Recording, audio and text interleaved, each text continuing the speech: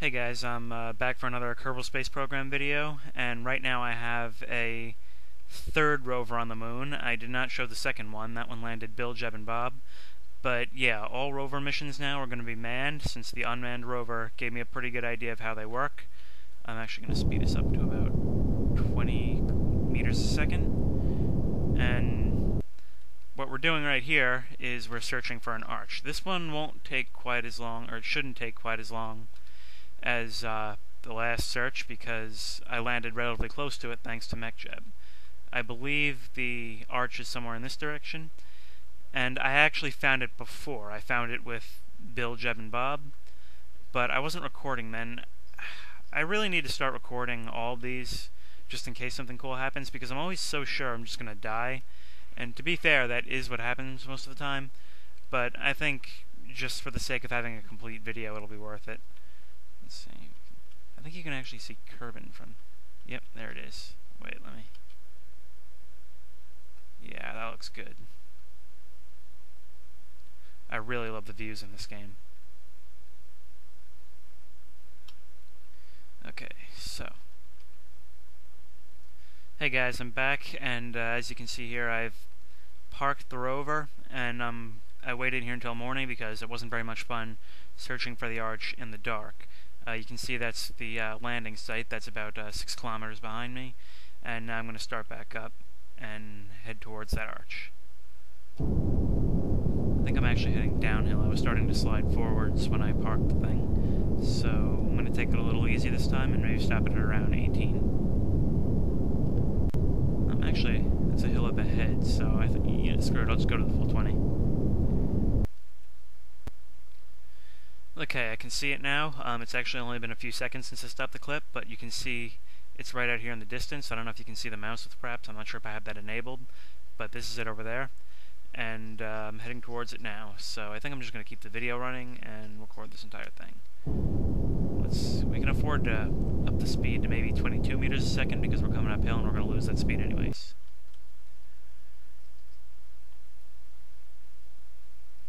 As you can see, I've gotten rid of the RCS thrusters because I did a little experiment. I woke up the unmanned rover, which is still parked at the crash site from the last video, and I decided to, because I didn't really know how to use the RCS thrusters before, and so I rarely use them on my designs. This time I woke it up just to see, kind of get acquainted with the RCS controls and just see how it worked, and it was incredibly inefficient. I mean, I guess I'll keep them around in designs for Minmus. I've never actually been to Minmus because I can't actually stage an encounter with the thing so far. But for a lunar lander, honestly, you're better off just going with this and just having the extra fuel rather than the RCS tanks, because the RCS they would work fine. The problem is, without MechJeb, you really can't turn without wasting even more RCS fuel or fumbling around with the controls a lot, and it's just not as efficient. You'll run out of fuel much more quickly, and I mean much more quickly. I mean, I hardly drained any fuel. I have the vast majority of my actual rocket fuel left on that rover, even after a 200-kilometer drive, and after just screwing around at the crash site for a few seconds, I must have drained like a quarter of my RCS fuel. So I would recommend just ignoring that. I would just recommend ignoring the RCS tanks for lunar landers and saving them for the Min. I'm not gonna lie, I'm disappointed. Disappointed, not because this mission isn't going well, it has not had any failure at all, but because Wallace and Gromit lied to me, and I can see that the moon is not made of cheese.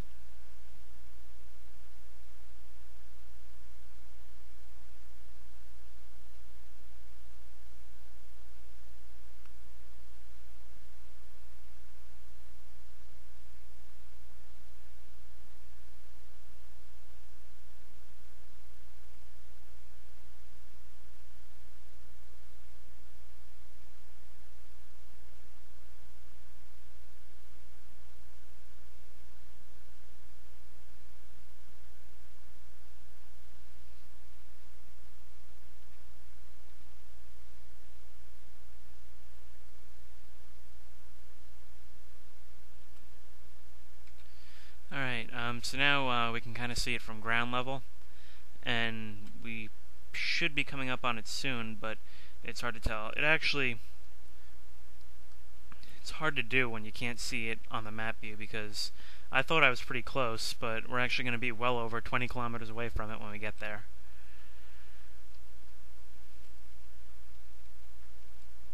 If you want to find it yourself, without using coordinates or anything, I'm actually going to show a map view of it at the end, so you can try and get as close as you possibly can. But if you want to try and get there by yourself, it's been recommended, and this is how I found it by accident, that you try and establish an equatorial orbit around it at a height of about 10 kilometers or less. I found it at a little bit higher than that, and it'll actually blink. It'll stand out against the landscape, especially if you do it at night. And what you'll notice is that it'll be blinking, actually. You could actually see that from way higher up than 10 kilometers. But if you just do a low orbit at the equator, you'll be able to see it. Definitely, I'm not even kidding. Like, it's not something you even have to look for. Your eye will be drawn to it. So I'm going to bring up the map view. I'm horrible at describing this, so I'm going to bring up the map view once we get there and give an approximate location. What I wanted to do, I should have, was taken like some small object, like a MechJeb pod version or something like that, and just have a decoupler attached to this thing so that I could leave it here as kind of a tracking device, but whatevs. Maybe that'll be a future mission. Start leaving tracking devices at the arches. There's at least one other one on the surface of the moon, and I've heard of one, if you use a mod that detects things like this. There's one apparently underneath the surface of the moon. I don't know if there's like a cave or what, or if it's glitched down there or what. I remember I've seen Try Dying to Live's video about he found a Kerbal Space Center on the moon, and I don't know if I actually don't know if that's still there, because I think I don't remember for sure, but I think in that video where he went to the Kerbal Space Center on the moon, he was using an outdated version of the game because it was out briefly, and then they released a patch which updated to the next version, and so I think that it's no longer in the game, and in fact it wasn't even when he did it, but he was using an older version. We're doing really good on fuel. I mean, even if it had been a 200-kilometer journey, like, I think even the rover that's currently sitting next to the wreckage of the other flight is capable of making it back to Kerbin now, even though it's unmanned and it doesn't need to. Whoa, we're going way fast there. So, yep, there it is.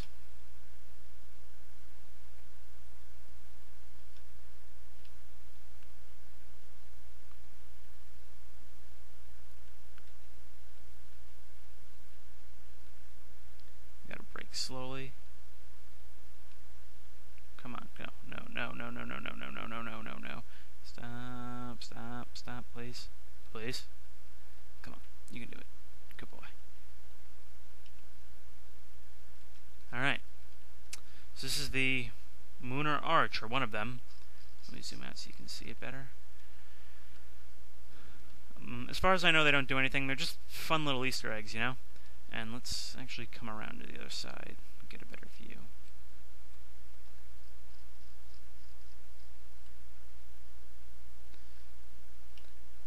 Alright.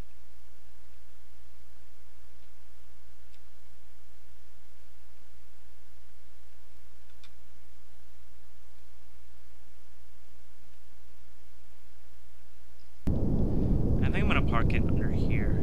This looks like a good spot because it's relatively level.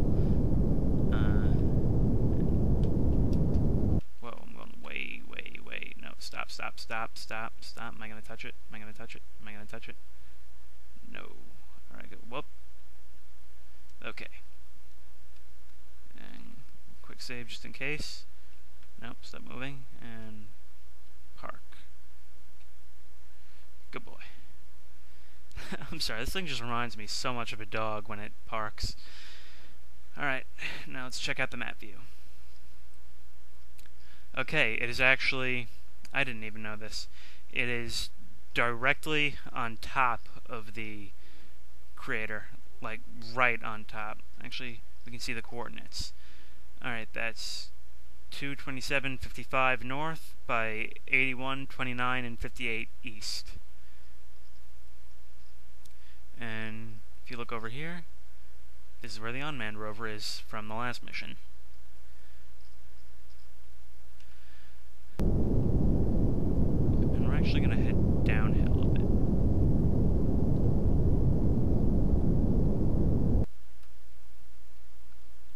And we're going to head towards 90. So it's a heading of 90, pitch of 0.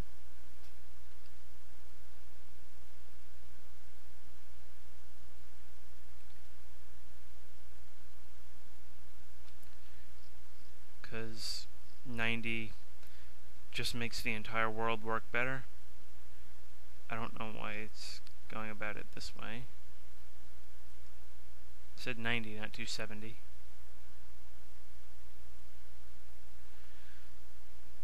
What are you doing, Yamaran? Haha. Okay, MechJeb's useless, so I'm gonna have to do this myself.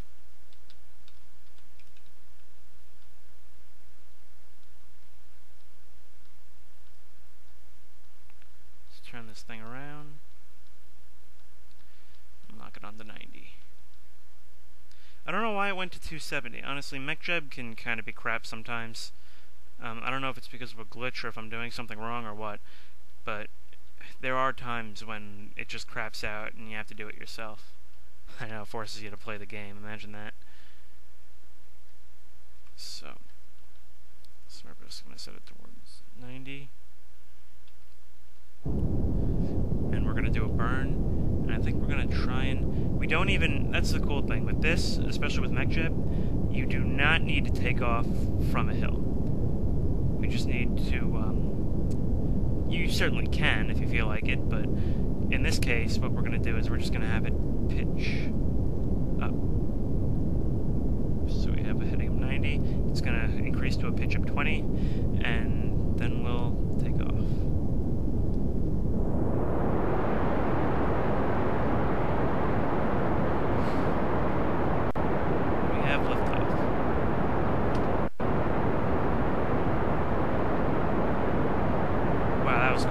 Back there, we were rolling downhill, but thrusting upward, and it actually kept us. Wow, actually, I don't know. I don't think that should have done that. Let's reduce pitch to about 10. That way we'll still be able to leave speed, but maybe we'll pass over our landing site on the way.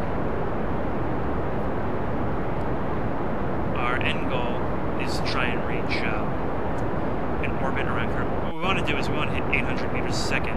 That way we can escape the moon. That's the escape velocity to escape the moon. And then that'll put us into orbit with Kerbin. And then once we form an orbit with Kerbin, we'll lower the periapsis and try and land.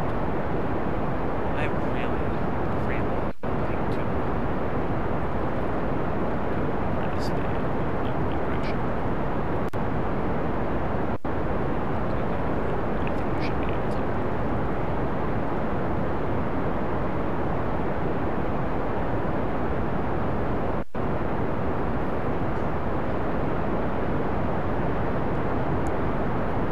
Goodbye.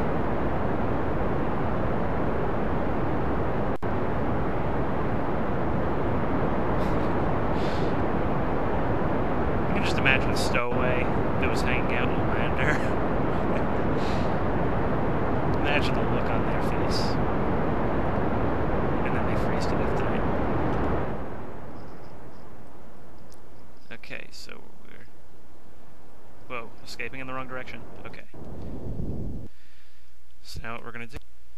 Alright. Alright, sorry about that. It's really weird. This game decides to just lag really horribly at random times, and sometimes it lasts forever until I restart the game, sometimes even when I restart the game, and sometimes, just for a few seconds. It's really weird. I have no idea why it does it, but I don't know. It's not my video setting. My RAM is good. It's not my video settings, because I just keep cranking them up, and it happens at about the same rate. So, right now, let's speed this up just a little bit more, because we want to be at the apoapsis for this. Stop. I said stop it. And then we're going to retro burn. And if we do it here, that will actually bring the periapsis in. We should have plenty of fuel with which to do that, because we didn't burn much while we were on the moon. That's kind of the main drawback of this rover. You can't exactly do a huge amount of roving in it, because your fuel that you'll use for roving on the surface is also the fuel you'll be using to get back home, so you can see how that could be a problem. Yep, we can go back to the moon.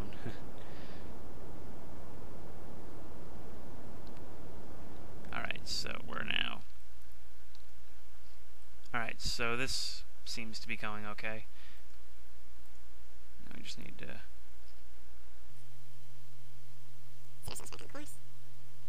I really am not a fan of using full warp when you're coming in for a landing, so I'm gonna kick it back a little bit. It's easy to get impatient when you're doing stuff like this, but, yeah, routes get you killed most of the time, so... Alright. Let's just bring us in. Slow. Hey, let's be a flying rover for a second. Ooh, that looks cool.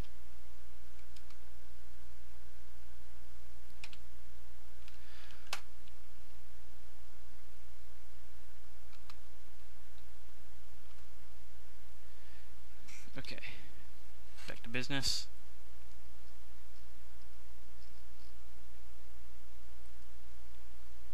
You can turn smartass off and descend.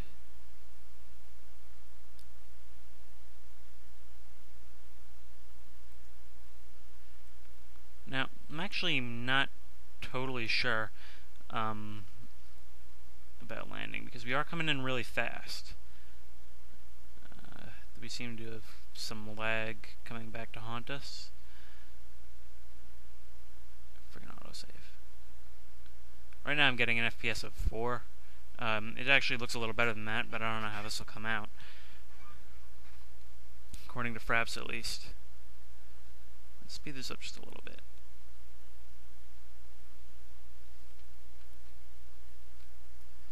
It's not quite time to worry yet.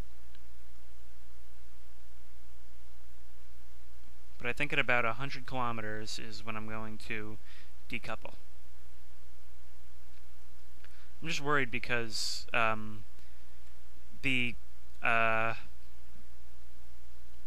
altimeter can be extremely misleading when you're land in a mountainous area, and so you should really decouple a lot sooner than normal.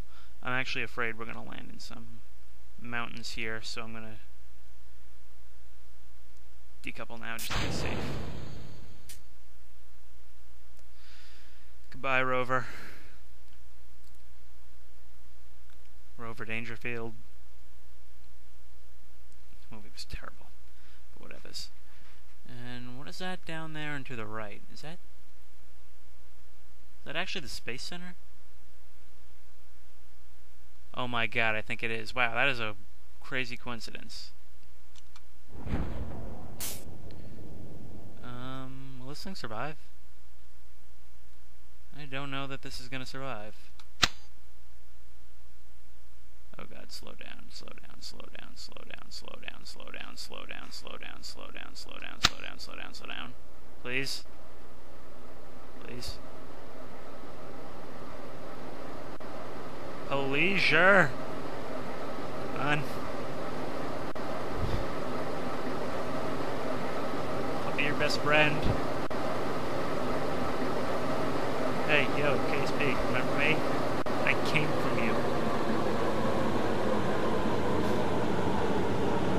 I'm actually really surprised. I don't think I've ever landed this close by accident before, or rather without letting MechJet do it for me.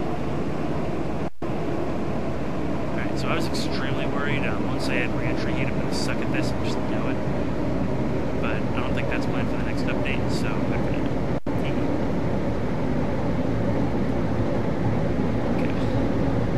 I just know we're gonna be moving just a little bit too fast to explode on landing. Jeez. But I'm thinking I probably should have done more of a retro burn, because we wouldn't have landed so close to the KSP, or the KSC, but I should have done more of a retro burn when we were coming in, that way it would at least be a lot slower.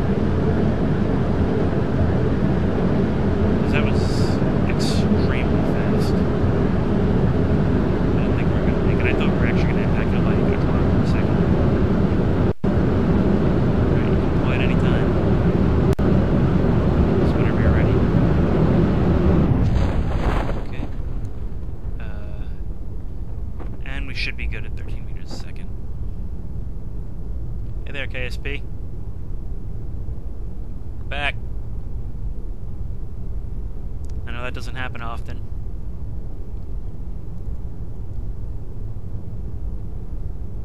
Okay, wow, this is actually going to be relatively slow compared to most of my landings. I'm shocked. I'm so glad we came in near the water, because if we'd landed near mountains like I was worried about earlier, this would have been screwed.